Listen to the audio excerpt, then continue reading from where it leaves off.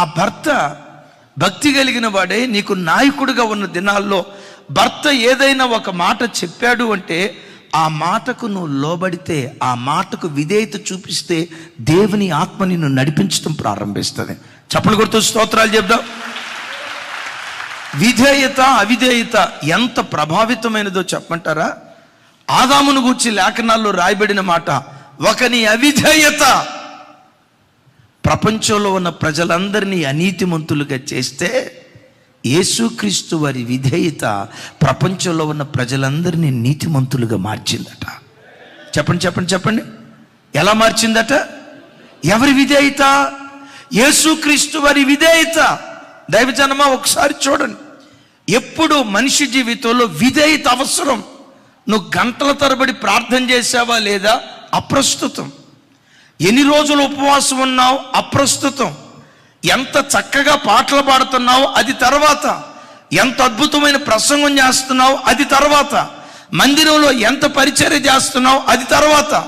లక్షల రూపాయలు కానుకిస్తున్నావా? 10 లక్షల రూపాయలు కానుకిస్తున్నావా? అది తర్వాత. అందుకనే సమూయేలు గ్రంథంలో చూస్తాం కదా, బలులర్పించుట కంటే, వినపడలేదు తల్లి, బలులర్పించుట కంటే, ఇంకోసారి చెప్పండి, బలులర్పించుట. భర్త చెప్పాడట, ఏమా ఎందుకు ఆ అబ్బాయిని పదే పదే ఇంట్లోకి రాణిస్తావు? మంచిది కాదు, సమాజం చూస్తుంది, మనం కొంచెం జాగ్రత్తగా ఉండాలా అని అంటే, భార్య అందంట, నీకు అనుమానపు జబ్బు, నా వయసు 40, ఆ అబ్బాయి వయసు, నా కొడుకు వయసు 20 సంవత్సరాలు, నీకు అనుమానపు జబ్బు కాకపోతే పద్దానికి అనుమానం పడతా ఉంటావు. నా కొడుకు వయసు 20 సంవత్సరాలు, నా వయసు 40 సంవత్సరాలు, ఏదో బ్యాచులర్గా ఖాళీగా ఉన్నాడు కదని ఏదో తల్లిలాగా ప్రేమ చూపిద్దామని మాట్లాడుతున్నాను అని అందట. మంచిదేనమ్మా, నేను లేనప్పుడు రావటం సబబు కాదు, నేను లేనప్పుడు ఇంటికాడ అది కొడుకులాగా ఉండొచ్చు నీకు అన్నాడట.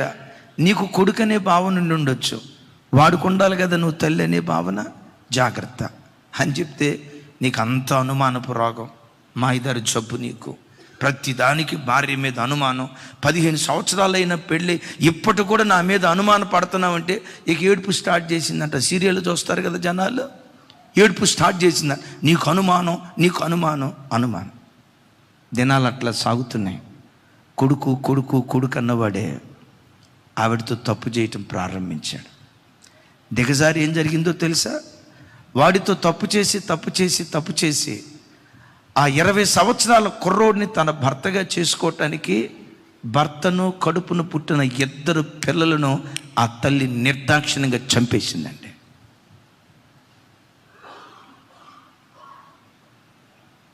ఒకసారి మీరు వినండి. తన వయసు 40, వాడి వయసు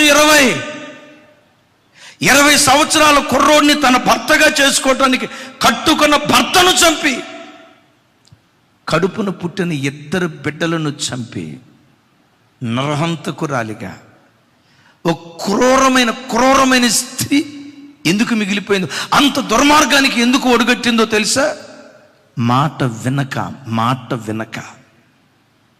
ఆ రోజే గనక భర్త మాట వింటే, అయ్యో నా భర్త నా క్షేమాన్ని కోరేవాడు, కుటుంబ పవిత్రతను కోరేవాడు, జీవితాన్ని కాపాడుకోవటానికి నా భర్త చెప్పాడని ఆ మాటకు లోబడితే కుటుంబం అలా ఉండేది కాదు. కన్న తల్లి పిల్లలను చంపటమా? కట్టుకున్న భార్య భర్తను చంపటమా? ఎంత ఏమనాలి, ఎంత విశ్వాసఘాతకం! ఎందుకు ఒక స్త్రీ అంత దిగజారిందో చెప్పమంటారా? అవిధేయత ఎక్కడుంటుందో దురాత్మ అక్కడ పనిచేయటం ప్రారంభిస్తాడు. క్రైస్తవ జనమ, బలులర్పించుట కంటే మాట వినుట శ్రేష్టం. ఏమర్పించాలి దేవునికి? నీ నాలుకనే దేవునికి నైవేద్యంగా అర్పించాలి, నీ చెవినే దేవునికి నైవేద్యంగా, ఆమేన్ చెప్దాం గట్టిగా, నీ చెవినే దేవునికి నైవేద్యంగా అర్పించాలి. నిజంగా విధేయత చూపిస్తే ఇంత ఆశీర్వాదం ఉంటుందా? నా మట్టుకు నేను 2018 చర్చి పూర్తయిన తర్వాత, అప్పటికి మన యూట్యూబ్ పరిచర్య ఉంది, దరిదాపుగా ఒక 5,000 మంది సబ్స్క్రైబర్స్ ఉండేవాళ్ళు. రోజు రాజశేఖర్ అయ్య గారితో అడిగాను, అయ్యా మనం కూడా హైదరాబాద్ నుండి టీవీ పరిచర్య ప్రారంభించుదాం అనుకుంటున్నాం. ఆల్రెడీ తమరు శుభవార్తలు చెప్తున్నారు, రక్షణ ఛానల్లో చెప్తున్నారు, అప్పుడప్పుడు ఆరాధనలో కూడా చెప్తున్నారు. ఎందుకో నాకు కూడా అనిపిస్తుంది, అయ్యా టీవీ పరిచర్య ప్రారంభిస్తామని. ఏమంటారయ్యా మీరు అన్న. మారు మాట మాట్లాడకుండా, ఆలోచించి చెప్తాను తమ్ముడు అని అనకుండా, ఒక వారం రోజులు టైం ఈ తమ్ముడు తర్వాత మాట్లాడతాను అని అనకుండా పకమని ఏం చెప్పారు తెలుసా అయ్యగారు? పొర్రపాటున టీవీ పరిచర్యకి వెళ్ళవద్దు తమ్ముడు, మనం సెట్టుగా అక్కడ రకరకాల జిమ్మిక్కులు చేయాలి, రకరకాల కార్యక్రమాలు చేయాలి, వద్దు తమ్ముడు అన్నారు. ఎక్స్ప్లెనేషన్ ఇవ్వబోతున్నారు. నేను అన్నా, అయ్యా మీ దగ్గర నుంచి నాకు ఎక్స్ప్లెనేషన్ అవసరం లేదు. ఈ భూమి మీద దేవుని తర్వాత నా క్షేమాన్ని కోరుకునే వారిలో మీకంటే ఎక్కువైన వారు నాకెవరూ లేరయ్యా. మీరు వద్దన్నారు కదా, నేను చేయను. ఈ వివరం అంత నాకు అవసరం, నాకు మీరు చెప్పాల్సిన అవసరం లేదయ్యా. మీరు ఏదైనా చెప్పారంటే 1కి 10 సార్లు వెనక ముందు ఆలోచించే నాకు ఆలోచన చెప్తారు. నా క్షేమాన్ని కోరేవాళ్ళయ్యా. నేను పొరపాటున టీవీ మినిస్ట్రీ అనేది నా ఏమంటారు, నా డిక్షనరీలోనే ఉండదయ్యా అన్నాను. అయ్యగారు నవ్వి మంచి తమ్ముడు అని నవ్వి కొన్ని మాటలు చెప్పారు. 2018లో ఆయన మాటకు లోబడి టీవీ పరిచర్య వద్దన్నాం కదా. 2019లో కరోనా తల్లి వచ్చింది. 2020లో స్టార్ట్ అయింది. అద్భుతం. ఒక టీవీ మినిస్ట్రీ సేవకుడు చేసిన పరిచర్య కంటే యూట్యూబ్ ద్వారా మించిన పరిచర్య చేయటానికి దేవుడు కృప చూపించాడు. ఆ రోజుల్లో కరోనాకు ముందు అయ్యగారితో నేను చెప్పినప్పుడు 5,000 మంది సబ్స్క్రైబర్స్. ఈరోజు దరిదాపుగా 4,10,000 మంది. ఎంతమంది తమ్ముడా? భలే అప్డేట్ అయిపోయావు. 4,14,000. 5,000 ఎక్కడ, 4 లక్షలు ఎక్కడ? ఆ 4 లక్షల మంది ఎక్కడి నుంచి పుట్టుకొచ్చారో తెలుసా? విధేయతలో నుంచి పుట్టుకొచ్చారు. మీరు చప్పట్లు కొట్టారు, బాగానే ఉంది.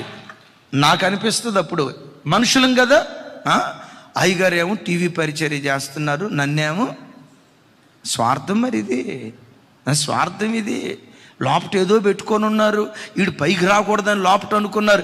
ఎన్ని అనుకోవచ్చు ఈ రోత మనిషి? నాయకుడి హృదయాన్ని అర్థం చేసుకోలేనోడు, ఆ మంచి తండ్రి మనస్సు అర్థం చేసుకోలేనోడు లోపట ఎన్ని అనుకోవచ్చు. నేను పైకి రావటం ఈ అయ్యగారికి ఇష్టం లేదనుకుంటా, నేను పెద్దోడిని అవటం ఈయనకి ఇష్టం లేదనుకుంటా అని ఈ రోత హృదయం లోపట ఎన్ని గుసగుసలాడుతుంది. నమ్ముతారా? నా చెవిని క్రీస్తు బలిపేట మీద పెట్టా. 5 లక్షల మంది 5,000 మంది సబ్స్క్రైబర్స్ ఉన్న యూట్యూబ్ ఛానల్ 4 లక్షలకు దాటింది. త్వరలో 10 లక్షలకు వెళ్ళిపోద్ది అంతే. ఆమెన్. ఎందుకో చెప్పంటారు? విధేయత ఎక్కడుంటుందో విప్లవాలు దేవుడు అక్కడి నుంచి సృష్టించడం ప్రారంభిస్తాడు. అమ్మా, నువ్వు మందిరానికి వచ్చేదో దీర్ఘ ప్రార్థనలు చేయటం కాదు, మందిరానికి వచ్చేదో పెద్ద పరిచర్య చేయి, ఇది చెయ్యి. బలులర్పించుట కంటే మాట వినుట శ్రేష్టం. యేసయ్యకి మహిమ కలుగును గాక. నంబర్ 1, నాలుకను దేవునికి నైవేద్యంగా సమర్పించాలి. నంబర్ 2, చెవిని దేవునికి నైవేద్యంగా సమర్పించాలి. ఇంకేం దేవునికి నైవేద్యంగా సమర్పించాలి? మరలా చెప్తున్నాను, ఈ దేవుడు బలిని కోరేవాడు కాదు. నరబలిని కోరడు, మనుషుల బలిని కోరడు, లోకపరమైన నైవేద్యాన్ని కోరుకునేవాడు కాదు. మరి ఈ దేవునికి ఏది కావాలి నైవేద్యంగా? హోషేయ గ్రంథం 6వ అధ్యాయం 6వ వచనం. నాతో కలిసి చెప్పండి. నేను బలిని కోరను కానీ కనికరమనే కోరుచున్నాను. దహన బలి కంటే దేవుని గూర్చిన జ్ఞానము నాకు ఇష్టమైనది. మీకా గ్రంథం 7వ అధ్యాయం 18వ వచనం. చివరి మాట నాతో కలిసి చెప్పండి. ఆయన కనికరము చూపుట యందు సంతోషించువాడు గనుక నిరంతరము కోపముంచడు. మరోసారి నా వైపు చూడండి. హోషేయ గ్రంథం 6:6. నా వైపు చూడండి. నేను బలిని కోరను. ఏం కోరడట ఆయన? అంటే ఏం కోరుకుంటున్నాడు? నేను బలిని కోరును కానీ కనికరమునే కోరుచున్నాను అంటాడు. నా వైపు చూడండి. కనికరం అంటే ఏంటి? మీకు తెలిసింది చెప్పండి. కనికరం అంటే ఏంటి? సహజంగా మీరేం చెప్తారంటే కనికరం అంటే జాలి, జాలి అంటే కనికరం, కనికరం అంటే జాలి, జాలి అంటే కనికరం, కనికరం అంటే దయ, దయ అంటే కనికరం, కనికరం అంటే జాలి. ఇటు చుట్టూతో తిరుగుతూ ఉంటారు. అది నిజమే. వాటికి మించి కనికరము అనే తెలుగు పదంలో ఉన్న ఒక అద్భుతమైన అర్థం. కని ప్లస్ కరము. కని అంటే చూచి, కరము అంటే చెయ్యి చాపి. అర్థమైందా? కనికరం అంటే ఎవరైనా ఆపదలో ఉన్నట్లుగా నువ్వు చూస్తే చెయ్యి చాపి వాళ్లకు సహాయం చేయటమే కనికరం. మరోసారి చెప్తున్నా, ఎవరైనా నీ కళ్ళ ముందు ఆపదల్లో కనపడ్డారు, ఎవరైనా నీ కళ్ళ ముందు అపాయాల్లో కనపడ్డారు, దిక్కులేని దయనీయ స్థితిలో గడగడగడ వణుకుతూ అల్లాడిపోతున్నారు. దేవుడు నిన్ను సమృద్ధిలో ఉంచాడు, ఆశీర్వాదకరమైన స్థితిలో ఉంచాడు, 10 మందికి పెట్టగలిగే స్థితిలో ఉంచాడు. దిక్కులేని దయనీయ స్థితిలో ఒక దిక్కులేని వ్యక్తి నీకు కనపడినప్పుడు ఆ వ్యక్తికి నీకు చేతనైనంత సహాయం చేయటమే కనికరం. వాళ్ళు దయనీయ స్థితిలో ఉన్నా కూడా వాళ్ళకి సహాయం చేయగలిగే స్థితి నీకున్నా నువ్వు సహాయం చేయకుండా నీ పిసినుగుట్టుతనాన్ని బట్టో, నీ పెంకితనాన్ని బట్టో, పిల్లికి కూడా ఏదో అంటారు కదా, ఏంటమ్మది, ఇంకొకటి కూడా ఏదో ఉంది, ఏదో చేత్తో కాకినా ఏమో, ఎంగిలి చేత్తో కాకిని దోకడా, అదే మీకు అర్థమైంది కదా. ఎంగిలి చేత్తో కాకిని కూడా దోలడట ఈ పిసినారు మొహమోడు. వింటున్నారా? పిల్లికి కూడా భిక్షం పెట్టడట ఈ పిసినారు మొహమోడు. దేవుడు నిన్ను సమృద్ధిలో ఉంచితే నీకంటే దయనీయ స్థితిలో ఉన్న బిడ్డలను చూసి వారికి చేయి చాపటమే కనికరం. దీని అర్థం ఏంటో తెలుసా? నీ కంటినే దేవునికి నైవేద్యంగా సమర్పించాలి. చప్పట్లు కొడుతూ ప్రభు వారికి స్తోత్రాలు చెప్దాం. యేసు ప్రభు వారు ఒకసారి కుడివైపు ఉన్న గొర్రెలు, ఎడం వైపు ఉన్న మేకల గురించి మాట్లాడతా ఇలా అంటారు. కుడివైపున ఉన్న గొర్రెలను చూసి అంటారు, నా తండ్రి చేత ఆశీర్వదించబడిన వారలారా, భూమి పుట్టినది మొదలుకొని మీ కొరకు సిద్ధపరచబడిన పరలోక రాజ్యాన్ని మీరు స్వతంత్రించుకోండి అంటాడు. అయ్యా, మేము పరలోక రాజ్యాన్ని స్వతంత్రించుకోవటానికి మేము ఏం చేశాం? ప్రభు అక్కడ అంటాడు, నేను ఆకలిగా ఉంటిని, నాకు అన్నం పెట్టారు, నేను వస్త్రహీనుడిగా ఉంటిని, నాకు బట్టలు ఇచ్చారు, రోగినయ్యున్నా చూడవచ్చారు, చెరసాలలో ఉన్న నన్ను పరిశీలించడానికి వచ్చారు. వీళ్ళు అంటారు, అయ్యా ఏమన్నారు? ఇంకోసారి చెప్పండి. నేను ఆకలిగా ఉన్నా, నాకు అన్నం పెట్టారు, నేను దిగంబరిగా ఉన్నా, నాకు వస్త్రం ఇచ్చారని చెప్తా ఉంటే వాళ్ళు అన్నారు, అయ్యా మా ఇంటికి ఎప్పుడు వచ్చారు మీరు? మీకు మేము ఎప్పుడు భోజనం పెట్టాం? నువ్వు మా ఇంటికి వచ్చావన్న సంగతి మాకు ముందుగా తెలిస్తే ఎన్ని వెరైటీలు చేసేవాళ్ళమో కదా యేసయ్యా. ఒకసారి చెప్పండి. నువ్వు మా ఇంటికి వచ్చిన సంగతి మాకు తెలిస్తే ఎన్ని వెరైటీలు చేసేవాళ్ళమో కదా యేసయ్యా. చికెన్ బిర్యానీ, దమ్ బిర్యానీ, గమ్ బిర్యానీ, కప్పల బిర్యానీ, పీతల బిర్యానీ, రొయ్యల బిర్యానీ, ఇంకేమీ ఉన్నాయి చెప్తావుడా? తెలీదా? ఊరుకో మరి. ఎన్ని వెరైటీలు ఉన్నాయో అవన్నీ వెరైటీలు చేసి పెట్టేవాళ్ళం కదయ్యా. నువ్వు మా ఇంటికి ఎప్పుడు వచ్చావయ్యా?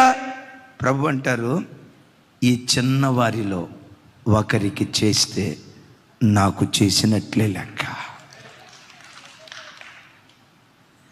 ఈ చిన్నవారిలో ఒకరికి చేస్తే, రోజు ప్రొద్దునే మీ ఇంటి దగ్గరికి నిజంగా దిక్కులేని దయనీయ స్థితిలో కొంతమంది భిక్షగాళ్ళు వస్తారు కదా.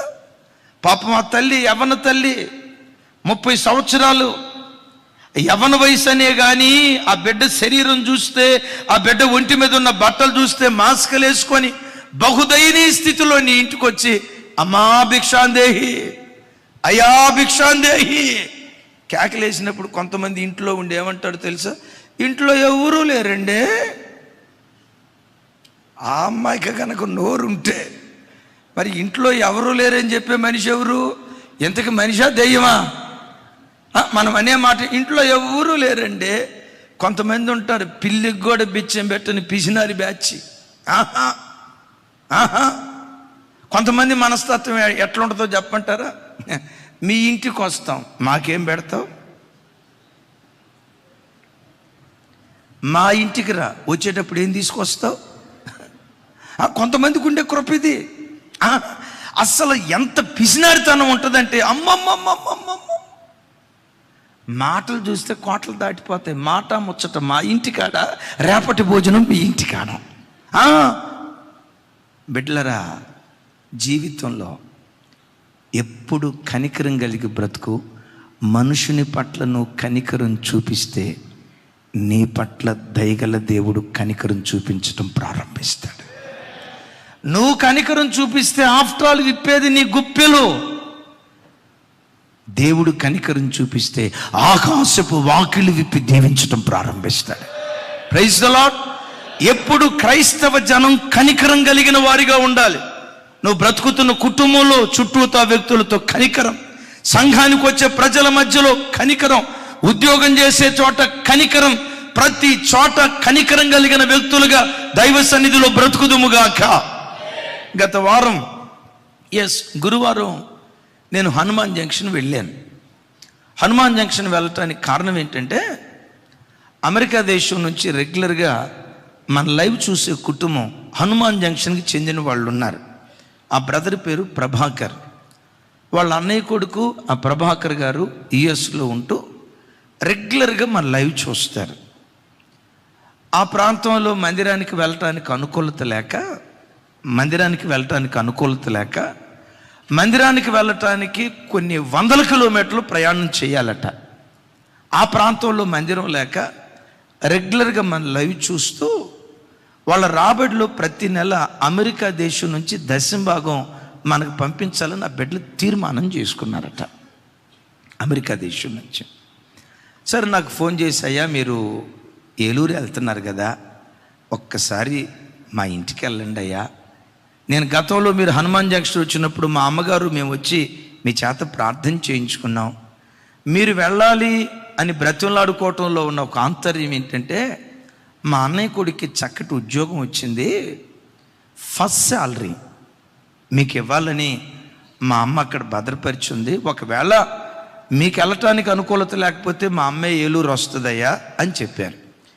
అయ్యా, నేను ఆల్రెడీ హనుమాన్ జంక్షన్ ప్రక్కన కాన్వోల్ అని ఒక ఊరు వెళ్తున్నాను. సరే, జంక్షన్లో అంటున్నారు కదా, వెళ్తాను అని చెప్పి వాళ్ళ ఇంటికి వెళ్ళాను. ఆ తల్లి పేరు కుమారి. నాకు తెలిసి 60-65 సంవత్సరాల వయసు ఉంటుంది. ఆ తల్లి చెప్తుంది, లాక్డౌన్ దినాల నుంచి రెగ్యులర్గా మన లైవ్ చూస్తామయ్యా. లాస్ట్ టైం నాగరాజు గారు అనే ఒక పాస్టర్ గారి దగ్గరికి మీరు వచ్చినప్పుడు నేను, నా కొడుకు, మా కుటుంబం అంతా మీ దగ్గరికి వచ్చి ప్రార్థన చేయించుకున్నాం. ఇదిగో ఫొటోస్ అని ఫొటోస్ చూపిస్తూ వాళ్ళ కోడలను పరిచయం చేస్తూ ఏమందో తెలుసా, నాకు 2 కోడళ్ళయ్యా, వీళ్ళు కోడళ్ళు అనే కంటే నా కూతుర్లు అంటే సబబయ్యా, నా కూతుర్ల కంటే ఎక్కువయ్యా అని కళ్ళమట్టి నీళ్ళు పటపట రాలుస్తుంది. ఎందుకమ్మా ఇంత పెద్ద మాట అంటున్నావు అన్న. ఎందుకు ఏడుస్తున్నావమ్మా అన్నాను.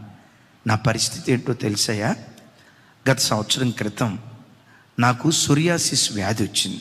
సోరియాసిస్ మోచేయి నుంచి అరచేయి వరకు, ఈ 2 చేతులకి, మోకాళ్ళ నుంచి అరికాలు వరకు, 2 కాళ్ళకు 2 చేతులకు సోరియాసిస్ వ్యాధి వచ్చింది. ఆ వ్యాధి కూడా ఎంత భయంకరంగా ఉందో ఫొటోస్ చూపించింది. ఎంత భయంకరంగా ఉందో తెలుసా, చాకుతో చర్మాన్ని కోస్తే 2గా ఎట్లా చీలిపోతుందో, పొలాన్ని నాగటితో దున్నితే భూమి ఎలా విడిపోద్దో, చర్మం అట్లా మొక్కలుగా విడిపోయింది. ఫొటోస్ చూపించింది. చూడటంతో నా గుండెలు కదిలినంత పని అయిపోయింది. ఏంటమ్మా అన్నాను. సోరియాసిస్ వ్యాధి వచ్చాయా, మొత్తం ఇదంతా కురుపులై పుండ్లయి ఈ గదిలో ఉండేదాన్ని అయ్యా. భయంకరమైన చీమోసన, దుర్వాసన, నేనే తట్టుకోలేకపోయేదాన్ని అయ్యా. నా గదిలోకి రావటానికి నా కొడుకు కూడా ఇబ్బంది పడేవాడయ్యా. ఈ గదిలో కూర్చున్నప్పుడు ఆ వాసన వచ్చినప్పుడు నాకే వామిటింగ్ సెన్సేషన్, వామిటింగ్ సెన్సేషన్. ఓ రకంగా నా మీదే నాకు అసహ్యత కలిగింది. కాకపోతే ఆ తల్లి సమర్పణ ఏంటంటే మెడిసిన్ వాడకూడదు, చావైనా బ్రతుకైనా ఎలాగే నేను ప్రభువులో ఉండాలి, నా ఒంటి మీద మెడిసిన్ పడకూడదని దైవిక స్వస్థతలో ఉంది ఆ తల్లి. దైవిక స్వస్థతలో ఉంది. ఎందుకు దైవిక స్వస్థతలో ఉందంటే బైబిల్లో ఒక మాట రాసింది, కొందరు అతి శ్రేష్టమైన పునరుద్ధానము పొందగోరి విడుదల పొందనోళ్ళక యాతన పెట్టబడటానికి ఇష్టపడ్డారు. దరిదాపుగా సంవత్సరం పాటు బాధపడ్డానయ్యా. ఈ కురుపులో నుంచి చీమొచ్చేది, బాగా తట్టుకోలేకపోయేదాన్ని.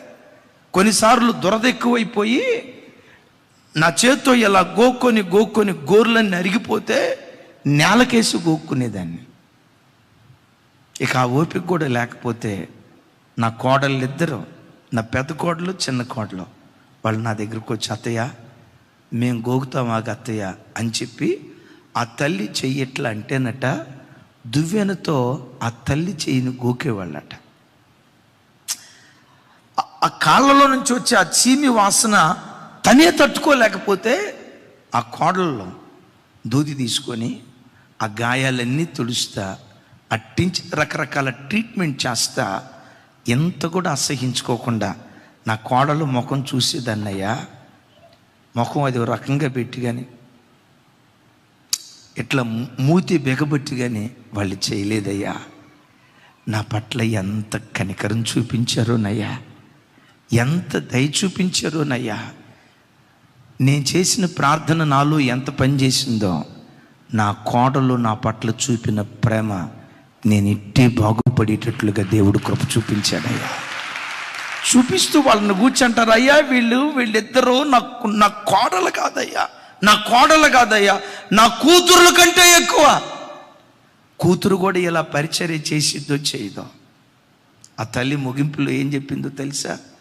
నాకు నా కోడలు ఇట్లా పరిచర్య చేయటం మా బంధువులు కళ్ళతో చూసి, మా బంధువుల్లో కొంతమంది విగ్రహారాధికులు, నా కోడలు నాకు ఇట్లా పరిచర్య చేయటం చూసి అన్యులుగా విగ్రహారాధికులుగా ఉన్న మా బంధువుల్లో అనేక మంది ప్రభు తట్టు తిరిగారయ్యా. ఇది క్రైస్తవ కుటుంబం అంటే. క్రైస్తవ కుటుంబంలో అత్తా కోడళ్ళంటే ఇదని మమ్మల్ని చూసి అనేక మంది అన్యులు మారారయ్యా అంటదా తల్లి. ఈ కోడళ్ళు కనికరం కలిగిన వాళ్ళయ్యా, నన్ను అత్తలా కాదు తల్లి కంటే ఎక్కువ చూసుకున్నారయ్యా.